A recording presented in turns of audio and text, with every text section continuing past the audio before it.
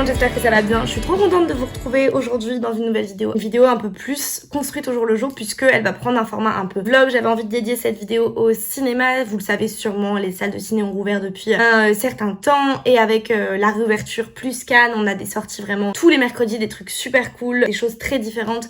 Il y en a vraiment pour tous les goûts. Et je me suis dit la meilleure façon de mettre à l'honneur ce retour au cinéma, c'est de littéralement vous emmener au cinéma avec moi. En plus, vous me demandez souvent comment tu trouves le temps d'aller au ciné, comment t'organises tes séances de ciné, qu'est-ce que tu vas voir, comment tu choisis ce que tu vas aller voir au ciné. Je me suis dit bah venez, on en fait une vidéo un peu genre vlog où je vous emmène avec moi au cinéma, je pense sur près de 2 semaines. Aujourd'hui on est mardi 20 juillet, on commence la semaine avec évidemment Titane de Julia Ducournau qui a gagné la Palme d'Or au Festival de Cannes pas plus tard que dimanche dernier. Moi c'était une évidence que j'allais voir Titane parce que j'avais adoré grave. Là bon il y a vraiment plus d'excuses quoi, on va voir la Palme d'Or of course. En plus j'y vais très bien entourée puisque j'y vais avec mon frère et Camilla.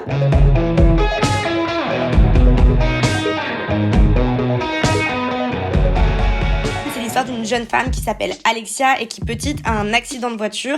À la suite de cet accident, elle se fait installer une plaque en titane dans la tête. À partir de ce moment-là, et même peut-être avant, la jeune femme développe une obsession certaine pour les voitures qui la pousse à 30 ans à être danseuse dans des salons de tuning. Cette passion pour le métal et ce dérèglement un peu neurologique ne va pas seulement la pousser à danser sur des carlingues de bagnole, mais va aussi lui donner une fièvre meurtrière qui, vous vous en doutez, ne va pas l'emmener dans des situations des plus facile. La suite, je ne vous dis rien et je pense que c'est un film qui se découvre plus qu'il ne s'appréhende. Après avoir adoré grave, j'attendais vraiment avec Titane que Julia Ducournau se dépasse, qu'elle aille encore plus loin et qu'elle fasse exploser à l'écran toutes les barrières du genre qu'elle avait déjà bien secouées en 2016. On ne peut pas dire le contraire. Dans Titane, Julia Ducournau, elle se fait plaisir, elle explore, elle impose encore plus une esthétique, un rythme, des sujets, des thèmes, des visuels qui sont complètement uniques aujourd'hui dans le cinéma français et qui, sans aucun doute, sont salvateurs pour l'évolution du cinéma de genre en France. Cette vision si particulière qui, je pense, lui a valu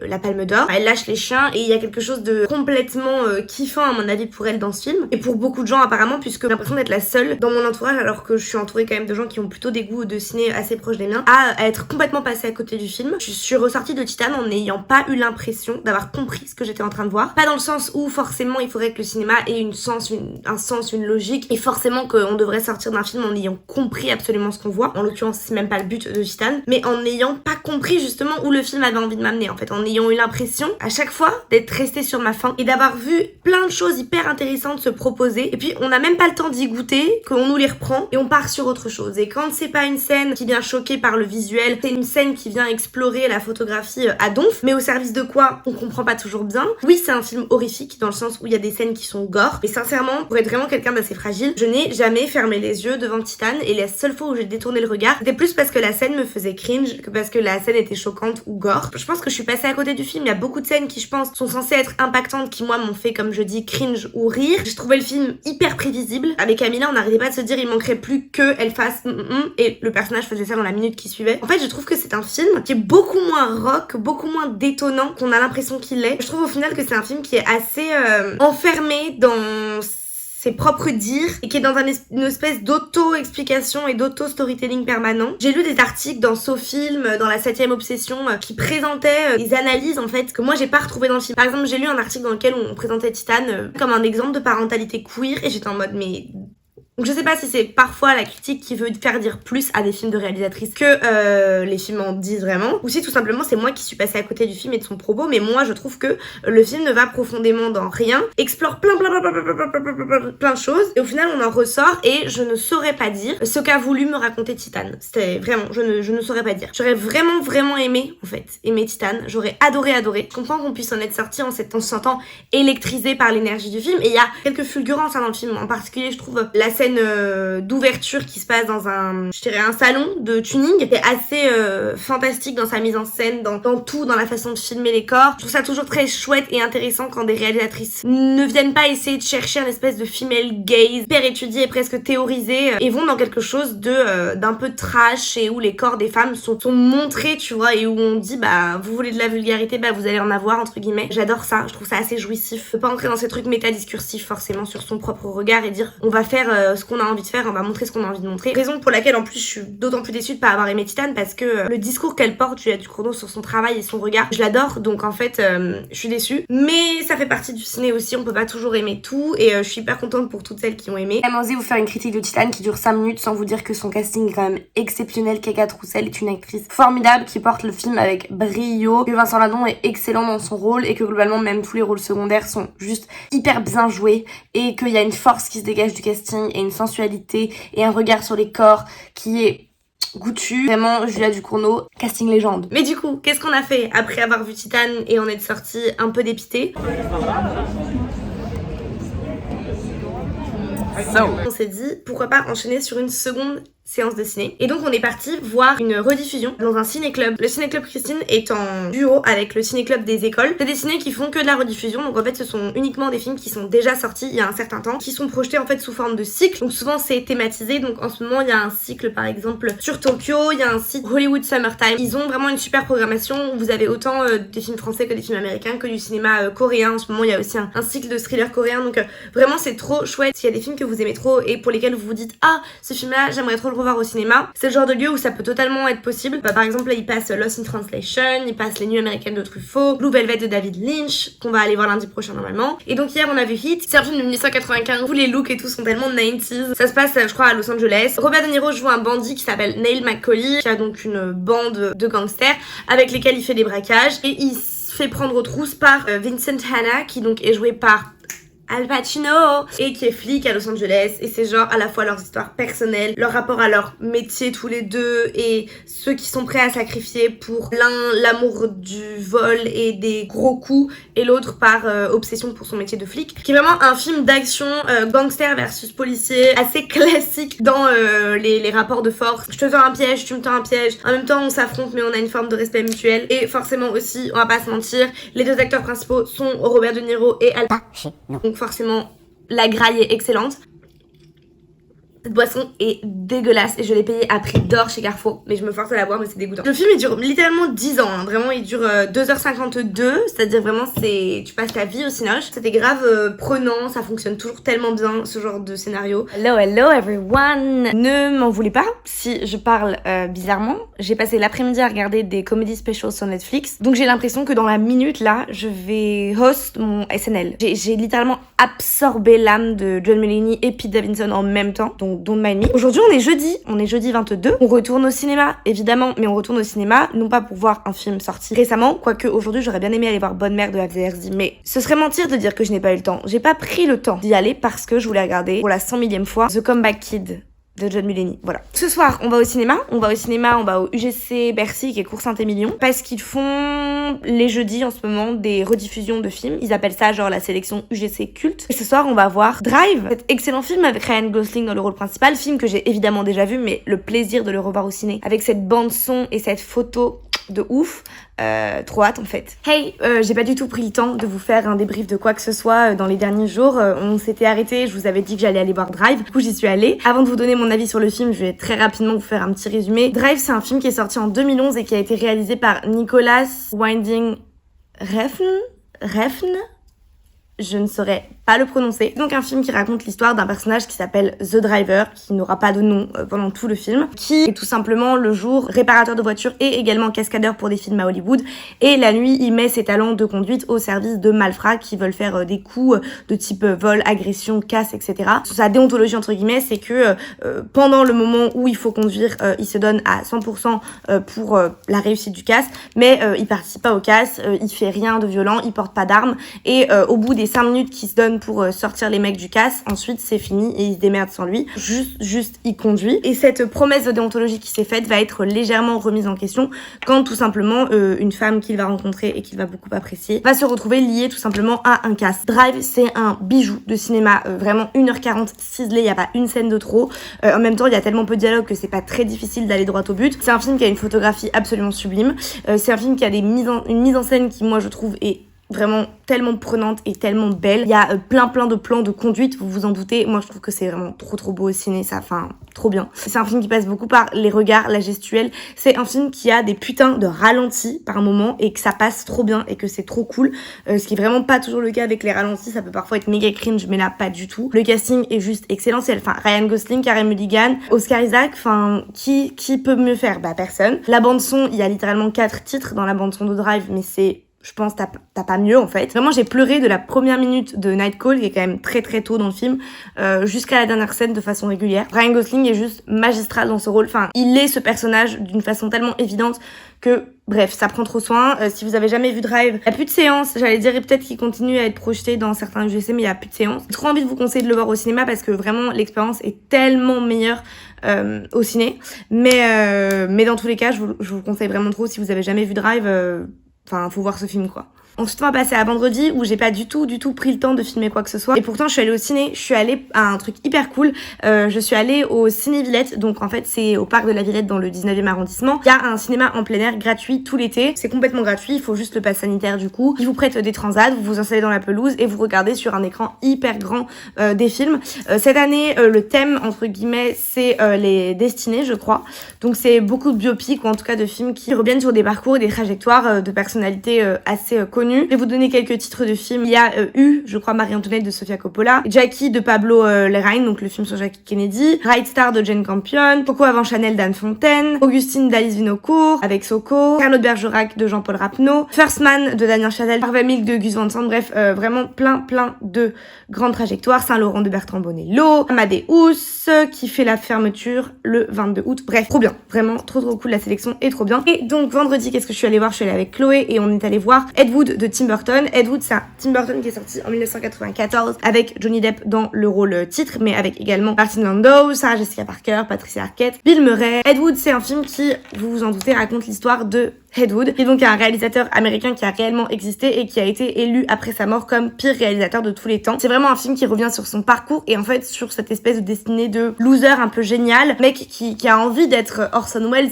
mais qui produit que des nanars de série B. C'est un film qui est quand même vachement touchant sur la résignation à se donner même si personne ne reconnaît le travail qu'on fait, sur aussi le rôle du cinéma, la force de la fiction. C'est un personnage, Ed Wood, qui est un homme qui se travestit, donc c'est aussi un film sur un peu la transformation de soi, l'acceptation du regard de l'autre. C'est un film sur finalement comment on s'accepte à 100% tel qu'on est, comment on peut en fait décider de ne s'entourer que de gens qui nous soutiennent même si ce qu'on fait c'est pas forcément bien vu par tous. Moi j'ai vachement aimé. Bon déjà peut-être que l'expérience de cinéma a été aidante, mais franchement c'était un film touchant. C'est surtout un film qui dans sa réalisation est super intéressant parce que c'est un film qui est tourné en noir et blanc, qui semble tourner à la pellicule. J'ai pas de détails particuliers sur est-ce que c'est un filtre ou est-ce que c'est vraiment de la pellicule, mais c'est un film qui en tout cas joue avec les codes du cinéma des années 50. On s'amuse beaucoup de cuts, de sautes, de moments où on n'entend pas ce qui est dit parce qu'il y a une coupe trop rapide, etc. Même dans la façon dont le film est crafted, c'est intelligent et c'est bien fait. Vraiment une très chouette expérience de cinéma. Franchement, j'aime trop l'expérience du ciné en plein air. Enfin vraiment, ça donne un côté un peu berlinois, je trouve, à Paris, la Villette, avec cette ambiance de ciné en plein air. J'adore. Donc voilà pour vendredi. Et aujourd'hui on est dimanche 25 juillet. Il fait super moche parce qu'évidemment on a un bon été de réchauffement climatique et de dérèglement climatique. Donc il fait que pleuvoir. Donc cet après-midi, je pense aller à la Filmothèque du Quartier Latin pour enchaîner 2 films. À 15h15, il y a Festen de Thomas Vinterberg, donc le réalisateur de Drunk et The Hunt. Apparemment, il est trop bien, donc je pense que je vais aller voir ça. Et à 17h, donc juste après, il y a une projection de In the Mood for Love, Wong Kar-wai, qui, il me semble, est projeté dans plein de cinémas indépendants à Paris, à peu près tout l'été. Je crois qu'il est projeté au Balzac, il est projeté au 7 Parnassien, au Halles aussi. J'ai trop hâte de le voir. Bon, je rentre à peine du ciné, je me suis dit que j'allais tout de suite vous faire un débrief des 2 films que j'ai vus, comme ça au moins c'est à chaud. Donc j'ai commencé par voir Festen de Thomas Vinterberg. Festen, pour vous le résumer rapidement, on est sur un espèce de huis clos puisque ça se passe sur à peine une journée et une soirée dans une grande maison / hôtel qui appartient à une riche famille danoise, et c'est l'anniversaire, c'est les 60 ans du père de famille, et c'est la première fois que la famille se retrouve entière après le décès de leur fille aînée dans des circonstances qu'on ne connaît pas au début. C'est cette occasion-là que va saisir Christian, donc le fils le plus âgé, pour tout simplement faire des révélations assez particulières sur sa famille et en particulier sur son père. Je vous en dis pas plus parce que c'est vraiment un film qui se découvre et sa force réside dans le fait qu'on est plongé comme si on était en fait dans cette soirée-là. On accumule les révélations en même temps que les personnages. C'est un film qui est très court, hyper intense, violent d'une certaine manière, hein, vraiment le sujet est lourd, ça résonne encore énormément aujourd'hui. La mise en scène est vraiment assez folle, une caméra qui est hyper dynamique, qui suit les personnages dans leurs mouvements. Je pense qu'il y a beaucoup de caméras à l'épaule parce que ça saute. Parfois la caméra donne l'impression d'être placée comme une caméra de surveillance. On est vraiment emmené dans le tourbillon de l'action. Si vous avez aimé Drunk de Thomas Vinterberg, je vous conseille autant Festen que The Hunt. Ensuite, dans un second temps, j'ai vu donc In the Mood for Love de Wong Kar-wai, qui est donc un film absolument sublime. La mise en scène est absolument divine. Enfin, vraiment, c'est un film de toute beauté. J'étais vraiment épatée pendant l'heure 45 de durée du film, devant de la mise en scène au cordeau comme ça. Tout est beau, il y a des ralentis qui sont sublimes, les décors sont somptueux, les personnages, c'est juste fantastique. C'est l'histoire donc d'un homme et d'une femme qui sont tous les deux mariés, mais pas entre eux. Et qui sont voisins, et on va suivre la relation qu'ils vont construire au fil des années. La bande son est somptueuse, vraiment les thèmes musicaux sont parfaits, ça fonctionne tellement bien. Il y a de la fumée de cigarette, des rideaux rouges, des fenêtres qui s'ouvrent, énormément de miroirs, de jeux sur les reflets, la pluie. On est dans une mise en scène qui est tellement pointilleuse qu'elle en devient presque naturaliste, tellement elle accompagne tout avec une justesse et une splendeur qui est folle. Je suis trop contente de l'avoir vu au cinéma. Donc voilà pour aujourd'hui, pour dimanche. J'espère que vous avez aimé cette journée. On commence une nouvelle semaine demain avec une séance dès demain soir. J'ai trop hâte de vous faire un débrief.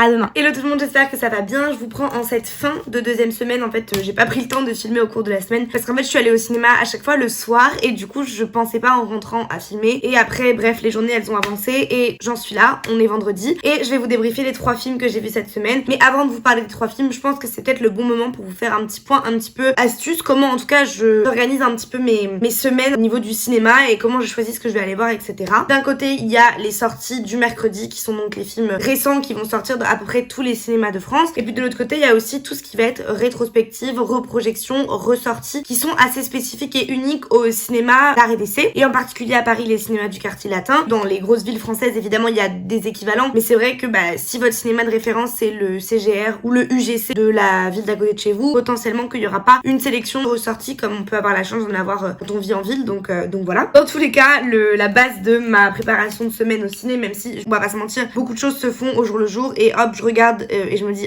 pourquoi pas aller voir ça, ou là j'ai 3 heures de trou, je vais aller au ciné. Mais c'est vrai que la base de tout c'est de toute façon aller au ciné, puisque c'est là où t'as le résumé de tous les films, tous les lieux, tu peux mettre tes cinémas préférés en favoris et donc regarder à l'heure où t'es, dans lequel de tes cinémas favoris il y a une sortie qui pourrait t'intéresser. De toute façon, la première chose que je regarde c'est d'aller regarder l'agenda des sorties sur Allociné pour tout simplement regarder les films qui vont sortir le mercredi suivant. Et là je vais faire une présélection. Souvent elle est basée sur soit des films qui sont déjà dans ma watchlist parce que je savais que je voulais les voir depuis que je savais qu'ils allaient sortir, soit ça va être des films dont on m'a parlé, soit ça va être des films dont j'ai vu des bonnes critiques, soit ça va être des films dont des journalistes que je suis sur Twitter ou sur Instagram qui les ont vus en avance peuvent me dire ça c'était super bien, ça c'est pas super bien, ou ça je l'ai vu en AVP c'était trop bien, ça je l'ai vu en AVP ça vaut pas le coup. Donc comme ça permet de faire mon tri. Et ensuite la deuxième chose que je fais c'est que je vais regarder qu'est-ce qui va ressortir. Pour ça il y a 2 options. La première c'est UGC Culte. Cette sélection là je la regarde sur le site directement de UGC et je prends ma place en avance. Et sinon j'utilise le compte Instagram qui s'appelle Movies in Paris, qui est un compte Instagram qui poste tous les jours le programme des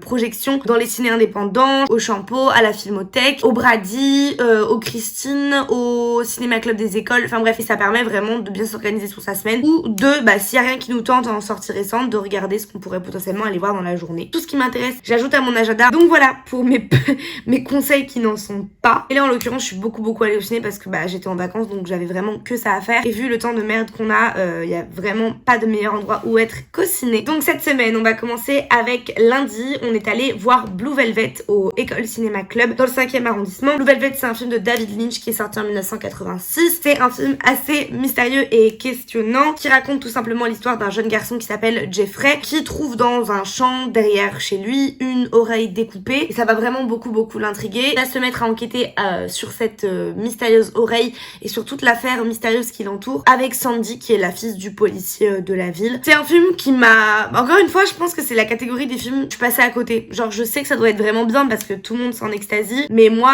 vraiment, j'étais en mode... Ok, girl.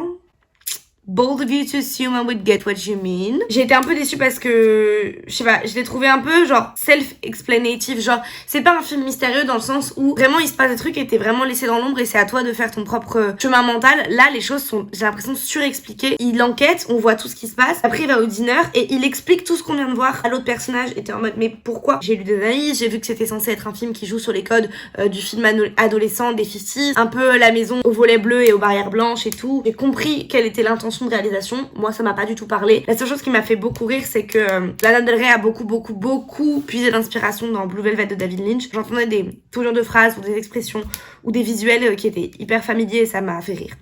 Donc voilà. Ensuite mercredi je suis allée voir Fallen Angels qui est donc un film de 1995 qui a été réalisé par Wong Kar-wai, donc le réalisateur de In the Mood for Love. C'est un film trop beau visuellement, vraiment magnifique. T'as envie de screenshotter avec tes yeux l'intégralité du film. Le casting est ouf et vraiment c'est une expérience de cinéma. Mais j'ai rien compris parce que je crois qu'il faut avoir vu un film avant pour comprendre et on est allé avec Chloé en mode hihi et on a vraiment compris, enfin on a compris mais bon, pas non plus de ouf. C'est l'histoire donc de destin un peu croisé. Et enfin hier jeudi on a terminé cette semaine de cinéma en allant au UGC Bercy, donc comme la semaine dernière lorsqu'on avait vu Drive, sauf que cette fois-ci ça a été pour revoir le sublime, l'incroyable, le génial La La Land de Damien Chazelle, qui est donc le film qui a presque gagné l'Oscar du meilleur film. La La Land c'est une comédie musicale dans laquelle Damien Chazelle se paye un tribute jouissif aux comédies musicales hollywoodiennes et en même temps avec un côté Jacques Demy assez assumé. C'est un film tout en color block qui met en scène les non moins divins